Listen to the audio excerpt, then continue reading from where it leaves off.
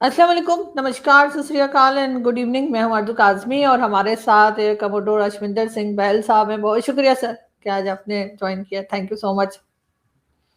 Thank और you for calling me again and again. Thank you so much sir and I am so sorry अगर मैं आपको disturb कर रही हूँ और आपको बार-बार जो है वो चैनल के लिए कहती हूँ। लेकिन सर मैं क्या करूँ, आजकल आपको तो बिज़ी कर दिया है ट्रम्प ने। सर आप लोग जितने बिल्कुल सही कह डिफेंस रहे हैं। एनालिस्ट हैं सर, उसमें हमारा कोई कसूर नहीं है। हम तो आपको जाहिर है कि बुलाएंगे क्योंकि जी, हमें समझना है कि क्या हो रहा है। लेकिन ट्रम्प जो है सर एक बार फिर 48 आवर्स जो है उन्होंने दिए और ऐसा कई लोगों का मानना है कि पहले भी कई बार ये टाइम दे चुके हैं ईरान को, लेकिन कुछ हासिल नहीं हुआ। तो सर एक बार फिर 48 आवर्स को आप किस तरह देख रहे हैं? साथ बीच में ट्रम्प एक दो दिन के लिए गायब भी हो गए थे, कहा जा रहा था कि हॉस्पिटल में है कि क्या हो रहा है। तो सर किस तरफ ये वॉर जाती हुई लग रही है आपको? देखिए अब पिछले 36 घंटे के अंदर आपने देखा कि अमेरिका ने एक बहुत बड़ी जीत हासिल की थी। उन्होंने अपने 2 पायलट्स को रिकवर किया, F-15 का एक पायलट और एक वेपन सिस्टम ऑपरेटर को रिकवर किया ईरानियन हॉस्टाइल टेरिटरी से। तो यानी कि एक बहुत बड़ी चीज़ थी। ऐसे मिशन जो होते हैं, बहुत ही रिस्की होते हैं। इन मिशन को सफल करना, अपने पायलट को वहाँ से लेके आना, जहाँ पे पूरे की पूरी पॉपुलेशन आपके अगेंस्ट है, तो ये दर्शा रहा था अमेरिकन्स को कि अमेरिकन्स कहीं पे भी होंगे, अगर हार्म्स वे में होंगे तो उनको उनके लीडर्स बचा के ले आएंगे। और दूसरी चीज दिखा रहा था अमेरिका कभी भी अंदर घुस के वापस भी आ सकता है। तो ये जो दो चीजें इंपॉर्टेंट थी, ये ट्रंप की जीत थी। इसको जीत लेके, क्योंकि अगर वो ये दोबारा रिपीट करने की कोशिश करेंगे तो अगली बारी सक्सेसफुल नहीं होंगे, क्योंकि ये तो लक भी काफी मैटर करता है इसके अंदर। और साथ में उनके 2 जहाज फिर भी चले गए, चाहे एक C-130 था और दूसरा UH-60 ब्लैक हॉक हेलीकॉप्टर को भी हिट किया था उन्होंने। तो कहीं ना कहीं ये मिशंस बहुत रिस्की होते हैं, और अगर उन्होंने सक्सेस प्राप्त की है तो नथिंग सक्सीड्स लाइक सक्सेस। आप सबको बताइए कि अमेरिका जीत गया, और उसके बाद आप बोलिए आप डिप्लोमेसी को चांस देना चाहिए, हम तो कभी भी घुस के मार सकते हैं। तो ये एक बहुत बड़ा हिस्टोरिकली इंपॉर्टेंट स्ट्रेटेजिक टाइम था, जो अपॉर्चुनिटी थी जो ट्रंप ने मिस कर दी। दूसरी चीज आती है कि इसके अंदर अगर सपोज 48 घंटे में आप देखिए, जब भी कोई एस्केलेशन हुआ है, वो एस्केलेशन हमेशा इजराइल या अमेरिका की तरफ से हुआ है। चाहे रिफाइनरीज के ऊपर हमले, चाहे हमले हुए हों गैस फील्ड पे, या फिर न्यूक्लियर प्लांट्स पे या न्यूक्लियर इंस्टॉलेशंस पे, तो ये हमेशा से इजराइल या अमेरिका ने इस पे लीड ली है। यहां तक कि जो डीसैलिनेशन प्लांट केशम आइलैंड पे हमला था, वो भी अमेरिका ने किया था। तो अब यहां पे अगर हम देखें कि अगर इस एस्केलेशन में ईरान क्या करता है, हमेशा टिट फॉर टैट करता है। जिस लेवल तक अमेरिका लेके गया है, वो उस लेवल के हमले उनके ऊपर करता है। पर इस लास्ट जो महीने से ऊपर का युद्ध चल रहा है, इसमें हुआ क्या है? इसके अंदर अमेरिका और इजराइल की जो एयर डिफेंस की ऑफेंसिव एंड डिफेंसिव कैपेबिलिटी है, उसकी क्षमता कम होती जा रही है। मैं ये नहीं कह रहा हूं खत्म हुई है, लेकिन देखिए अब 6 उनको एयर डिफेंस सिस्टम्स लाने पड़े थर्ड कोरिया, साउथ कोरिया से। 2 लाने पड़ रहे हैं उनको जर्मनी से। इसका मतलब यह है कि कहीं ना कहीं वो अपने गल्फ एलाइज को प्रोटेक्ट नहीं कर पा रहे। और इसराइल के अंदर भी अगर आप देखिए, हमले अब ज्यादा सटीक और ज्यादा प्रिसाइज होते जा रहे हैं, और हमले ऐसे हो रहे हैं कि उनके भी infrastructure, chemical plants, steel plants और रिफाइनरीज पे काफी हद तक उनका सक्सेस हो रहा है ईरान का। तो इसका क्या मतलब है कि अब उनकी इंटरसेप्शन कैपेबिलिटी में इसराइल का भी डिग्रेडेशन आ रहा है धीरे धीरे। और ऐसा लगता है कि अगर 2-3 हफ्ते और वॉर खिंच खिंच गया, तो दोनों अमेरिका और इसराइल के डिफेंसिव सिस्टम्स बहुत डिप्लीट होंगे। उनके जो ऑफेंसिव सिस्टम्स हैं वो भी डिप्लीट हो रहे हैं, चाहे वो टमाहोक मिसाइल्स हैं, चाहे वो प्रिसीजन वेपन्स हैं, चाहे वो अब कह रहे हैं joint air to surface stand off missiles, जिसको वो कह रहे हैं 2300 थी, हमारे पास 1000 यूज कर चुके हैं। और वो उनकी कैपेबिलिटी क्या है रिकूप करने की? 400 पर ईयर। पैट्रियट की क्या है? 620 पर ईयर। इसको डबल भी कर दोगे, पर जिस हिसाब से उसका समय लगेगा उसको डबल होने में और आने में, तो ट्रांसपोर्टेशन में, डिप्लॉय करने में और यूटिलाइज करने में, तो वो समय तक तो उनके ऊपर काफी क्षति पहुंच सकती है। ये अमेरिका को पता है। तो अब आगे क्या होने वाला है? अगर ईरान हमला करता है वापस, अगर वो इसके पावर प्लांट्स पे हमला करते हैं, तो ईरान कहां हमला कर सकता है? ईरान हमला कर सकता है इसराइल के पावर प्लांट्स पे। ईरान हमला कर सकता है जो पावर प्लांट्स अमेरिकन बेसिस को सप्लाई करते हैं पावर, उनके ऊपर। ईरान हमला कर सकता है उन पावर प्लांट्स को या फिर उन बिज़नेसेस को जो 18 टेक बिज़नेसेस उन्होंने बताए थे। ईरान हमला कर सकता है गल्फ रीजन के पावर प्लांट्स को और एनर्जी इंफ्रास्ट्रक्चर को, जैसे बाप्को को कल किया उन्होंने, बाप्को रिफाइनरी को। तो इससे क्या होगा? अभी आरज़ू जी, एक चीज़ मैं आपको बताता हूँ। अगर मैं हाइली डेवलप्ड देश हूँ, तो मेरी पावर रिक्वायरमेंट ज़्यादा होती है। तो मुझे ज़्यादा असर पड़ता है अगर मेरे कुछ भी पावर प्लांट्स चले जाते हैं।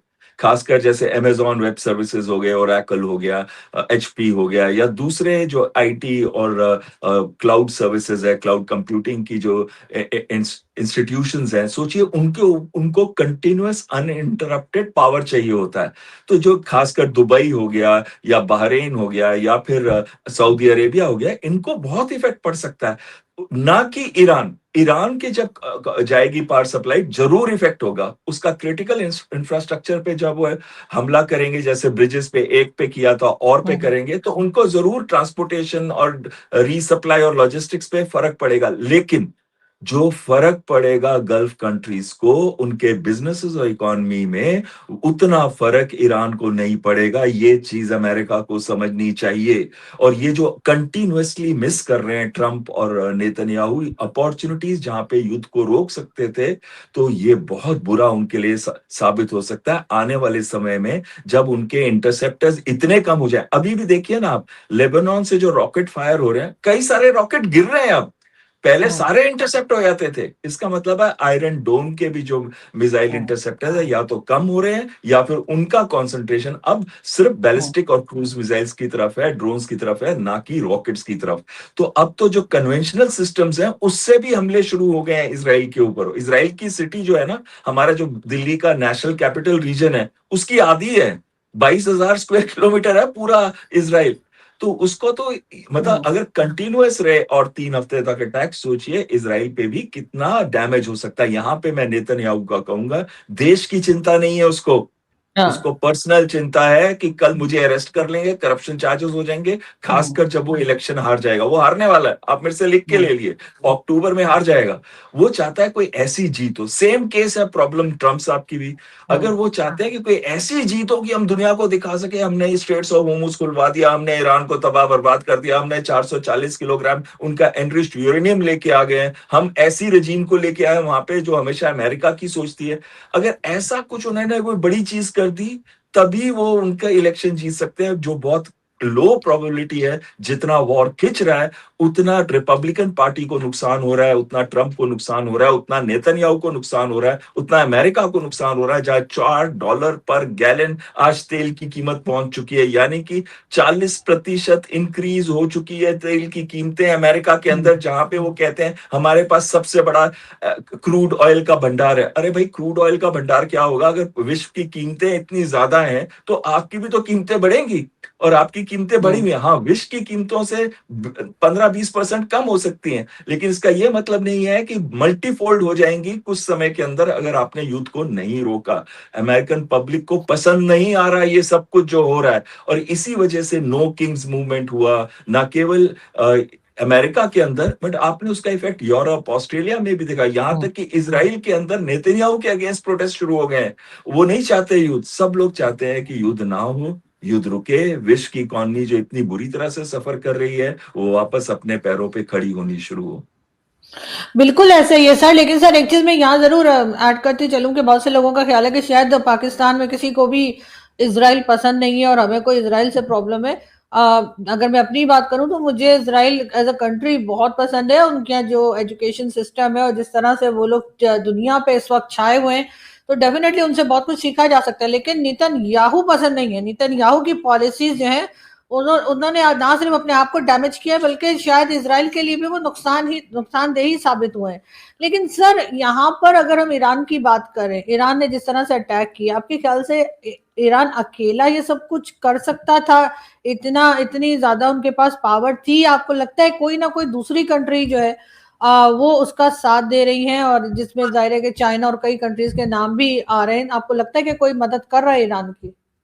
हाँ, मैं दो चीजों के बारे में बोलना चाहूंगा। पहला जो आप बता रहे थे, I actually love American and Israelites. मैं आपको दिल की बात बता रहा हूँ, मुझे बहुत पसंद है वो लोग। चाहे वो कैपिटलिज्म कह लो, लेकिन कुछ भी कहो, बहुत ही फ्रेंडली हैं। जब भी मैं एम्बेसीज में भी रहा हूँ बाहर, या फिर मैं अब्रॉड में रहा हूँ, मेरे साथ अमेरिकन बहुत ही अच्छे तरीके से व्यवहार करते हैं। इसराइलीज तो और भी ज्यादा प्यार करते हैं। तो उनके साथ मेरे रिलेशन बहुत अच्छे हैं। मैं सिर्फ लीडर्स की बात कर रहा हूँ यहाँ, अमेरिका और इसराइल की नहीं कर रहा। जैसे आप बोल रहे थे, हम सब we all love them, but it's not exactly. कि आप ऐसे डिसीजंस ले कि आपके देश के लिए नुकसान वाले हैं, ना कि दूसरे देशों के लिए। सो आप सही कह रहे हैं। दूसरी चीज जो बहुत महत्वपूर्ण चीज कही है कि जो ईरान को सस्टेन कौन कर रहा है? क्या ईरान अकेला इतने बड़े आर्मी जिसका डिफेंस बजट 900 बिलियन डॉलर था और अब बढ़ा के 1.5 ट्रिलियन डॉलर बनाने की कोशिश की जा रही है, या फिर इसराइल जिसकी मोस्ट प्रोफेशनल एयरफोर्स है और आर्म फोर्सेस है? और मैं यहाँ आपको बताना चाहता हूँ कि जो टेक्नोलॉजी सिस्टम्स इसराइल के अंदर हैं, वैसे दुनिया में बहुत कम, खासकर साइबर डोमेन के अंदर या फिर जो प्रिसीजन सिस्टम्स में है। आप मानेंगे नहीं, मैंने खुद उनके साथ इंटरैक्ट किया हुआ है। उनकी टेक्नोलॉजिकल डेवलपमेंट काफी आगे है ईरान से या किसी और देश के साथ। तो अगर वो इतने युद्ध को खींच गए हैं, 34-35 दिन युद्ध खींच गए, इसका क्या मतलब है? इसका मतलब दो चीजें हैं। ईरान को कोई सपोर्ट कर रहा है। कौन सपोर्ट कर रहा है? ईरान को रशिया सपोर्ट कर रहा है, उनको इंटेलिजेंस देता है, उनको ड्रोन के कंपोनेंट्स देता है, ड्रोन्स भी देता है, और यहां तक कि इलेक्ट्रॉनिक वॉरफेयर इक्विपमेंट देता है। और मैं इसमें कोई गलत नहीं समझ रहा हूं, क्योंकि जब यूएस सपोर्ट कर रहा है जेलेंस्की को, यूक्रेन को, और उनको प्रोवाइड करता है इंटेलिजेंस इनपुट, उनके जो इलॉन मस्क की सैटेलाइट्स हैं वो उनको पूरी हेल्प देती हैं जेलेंस्की को। और जब उन्होंने इवन इनपुट्स प्रोवाइड कर रहे थे ऑपरेशन स्पाइडर वेब में, जहां पे रशिया के 20 स्ट्रेटेजिक बॉम्बर्स को डिस्ट्रॉय किया था उनकी छोटे छोटे ड्रोन्स ने, जो कि 4000 किलोमीटर तक अंदर आ गए थे। और 4000 को मैं जस्ट स्कोप में देखूं, दिल्ली से मॉस्को का डिस्टेंस है 4000 किलोमीटर। तो वो ट्रक्स में लाए गए और वहां से उन्होंने हमला किया। तो ये सारा असिस्टेंस किसने दिया था? अमेरिका ने और यूरोपियन देशों ने दिया। अगर अमेरिका वहां पे उनको इक्विपमेंट देता है, उनको एयर डिफेंस सिस्टम देता है, लॉन्ग रेंज मिसाइल्स देता है, एटीएसीएम्स देता है, तो इसमें रशिया अगर हेल्प कर रहा है ईरान की, तो क्या गलती है या क्या खराबी है? ये पहली बात।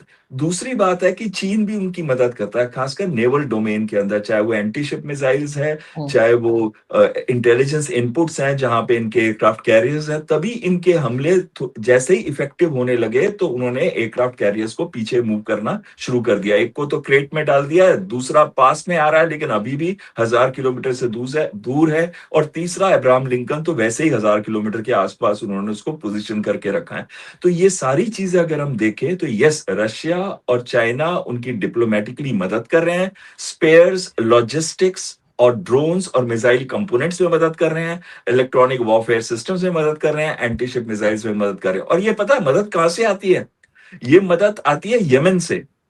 वो जाते हैं यमन तक, वो सामान जाता है, कि वो तो जा सकता है इंडियन ओशन से होता हुआ यमन की तरफ, कोई भी रजिस्टर्ड शिप हो सकती है, और यमन से फिर उसको ट्रांसफर किया जाता है ईरान।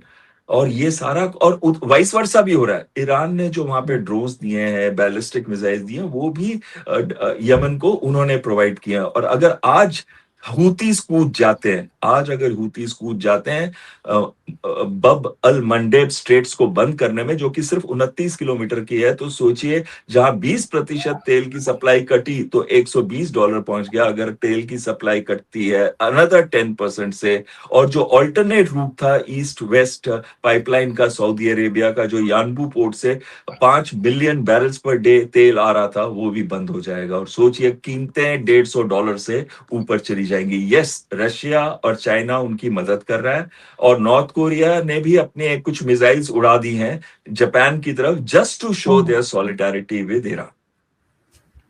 बिल्कुल ऐसे ही है सर, और यकीनन बहुत से लोग जो हैं वो इस बात पे खुश हैं, इवन पाकिस्तान और भारत में भी, कि ईरान ने इस तरह से रिस्पॉन्ड किया है। चाहे वो जो ईरान के रिजीम थी उसको पसंद नहीं करते थे, यहाँ पर भी बहुत से लोग कहते हैं कि वो सही नहीं थे वो, लेकिन फिर भी जिस तरह से अमेरिका ने अटैक करके उनको मारा है, उसको, उस चीज को भी कोई सपोर्ट नहीं कर रहा। यहाँ तक कि ईरान के अंदर भी जो लोग आवाजें जो उठती रहती थी अपनी गवर्नमेंट के अगेंस्ट, वो भी इस वक्त खामोश है और वो इस चीज को एक्सेप्ट नहीं कर रहे जो अमेरिका कर रहा है।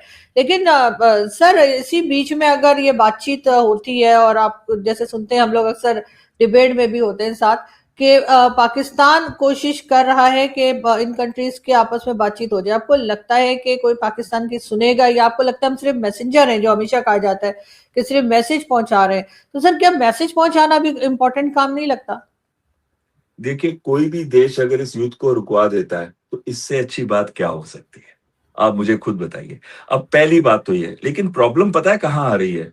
प्रॉब्लम ये है कि ईरान सीज़फायर नहीं चाहता, ईरान युद्ध को रुकवाना चाहता है और वो चाहता है कोई गारंटी दे, कोई ऐसा मैकेनिज्म हो, इंटरनेशनल बॉडी एजेंसी हो, जो कि ये कहे कि अब से ना अमेरिका ना इज़राइल उनके ऊपर हमले करेगा। नहीं तो आपने अमेरिका की और इज़राइल की नीतियां तो देखी हुई हैं। 8-10 महीने निकालेंगे, रिकूप कर लेंगे अपने लॉसेस को, फिर हमले शुरू कर देंगे। और पर जो हमले इन्होंने अभी ईरान पे किए हैं, उसको ईरान को अगले 5 साल लग जाएंगे रिकूप करने में, या उससे भी ज्यादा समय लग सकता है। वैसे भी उनकी ईरान की इकोनॉमी काफी हद तक नीचे आ चुकी थी, आपको याद होगा।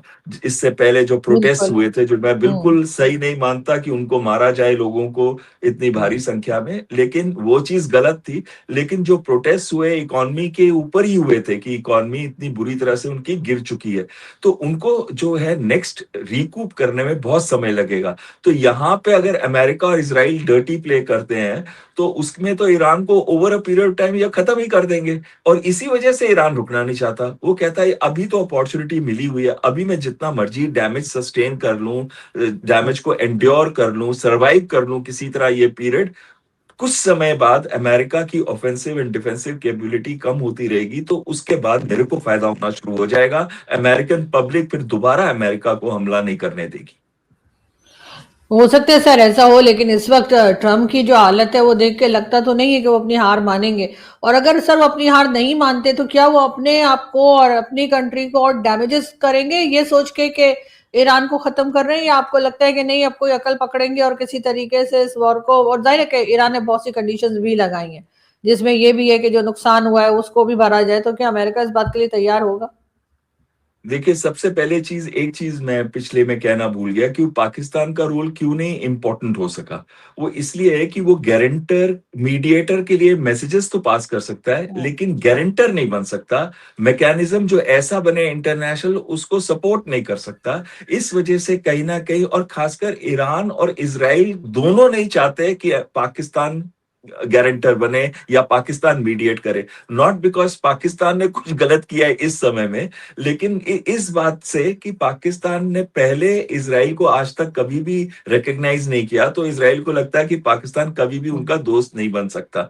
दूसरी चीज है, ईरान के ऊपर तो हमले एक्सचेंज होते ही रहते हैं पीरियोडिकली। जैन 2024 में भी हमले हुए थे, मिसाइल्स के, ड्रोन्स के, दोनों के बीच में। मुझे वो डेट्स भी शायद याद है, 16 जनवरी या 18 जनवरी थी वो समय पे। तो कहीं ना, और साथ में जो बलूचीज हैं या फिर जो तहरीके तालिबान पाकिस्तान है, या उधर से जो आपके कुछ एलिमेंट्स हैं जो ईरान के अगेंस्ट काम कर रहे हैं, तो वो वाली प्रॉब्लम तो अभी गई नहीं और जाएगी भी नहीं। और 909 किलोमीटर का बॉर्डर है।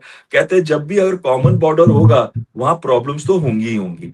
तो वो वाला इशू भी कभी जाएगा नहीं। सो इस वजह से वो लोग समझते नहीं है। दूसरा क्वेश्चन आपने क्या पूछा था? Sorry, I forgot. सर, मैं यही बात कर रही थी कि जो ईरान के अंदर जो डैमेजेस हुए, क्या अमेरिका उसको, जो वो कह रहे हैं कि जो सारी पेमेंट करें, सब कुछ बना के दें, क्या उस बात के लिए ट्रम्प तैयार होंगे? और अगर तैयार होंगे तो सर उसका मतलब है वो मान रहे हैं इस बात को कि हाँ, उन्होंने गलत किया है? देखिए, ट्रम्प कभी भी नहीं मानने को तैयार होंगे कि उनको डैमेजेस पे करने। एक सॉल्यूशन इसका निकल सकता है कि जो टोल लगाएगा ईरान, अगर लगाए तो स्ट्रेट्स ऑफ होर्मुज में, तो धीरे धीरे अपनी भरपाई कर सके। यही एक सॉल्यूशन मुझे दिखता है। मुझे और कोई सॉल्यूशन नहीं दिखता, क्योंकि कभी भी, अब देखिए, अमेरिकन प्रेसिडेंट को नेक्स्ट इलेक्शन तो लड़ना ही है। मैं प्रेसिडेंशियल इलेक्शन की बात नहीं कर रहा, मैं उनकी जो मिड टर्म पोल्स है उनकी बात कर रहा हूँ, और वो आने ही वाले हैं नवंबर में। तो वो कभी नहीं चाहेगा मैं ऐसे बैकफुट में हूं कि मैं कह रहा हूं कि मैं $500 बिलियन दूंगा या $100 बिलियन दूंगा ईरान को। तब लोग ये पूछेंगे ना, भाई तुम उसी देश को, जिसको तुम दुश्मन कह रहे हो, उसी को तुम डेवलप कर रहे हो। तो बट इसके भी एक बीच में एक तरीके हैं, जैसे कि अगर ऑयल रिफाइनरीज हैं, गैस फील्ड्स हैं, इनको जो रिपेयर करने के लिए अगर अमेरिकन कंपनीज भी इन्वॉल्व हो जाती है, without American companies taking over control, और उसकी कुछ फंडिंग अगर अमेरिकन्स करते हैं, मतलब अगर आदमी सॉल्यूशन ढूंढना चाहे तो सॉल्यूशन ढूंढ सकता है। ट्रंप इस समय ईगो में है, नेतन्याहू ईगो में है, और ईरान हर्ट है। और जो हर्ट होता है वो कहता है कि अब इतना तो तुमने मार लिया, थोड़ा और मार लो, फिर मैं दिखाता हूँ। सर यहाँ पे मुझे फिर धुरंधर का डायलॉग याद आ रहा है, तो वो क्या घातक हूँ क्योंकि घायल हूँ, ऐसे करके कोई डायलॉग था, तो मेरा ख्याल है वो बिल्कुल। ईरान भी ना ना ये बोल दे। बहुत शुक्रिया सर कि आपने आज ज्वाइन किया, थैंक यू सो मच। और वंस अगेन मुझे पता है आपका बहुत बिजी शेड्यूल होता है, लेकिन फिर भी सर मैं आपको परेशान करती रहती हूँ, उसके लिए again I am so sorry, लेकिन आपसे बात करके और चीजें समझने की एक अलग ही बात है, तो इसलिए बहुत शुक्रिया सर कि आपने ज्वाइन किया। Thank you so much. Thank you.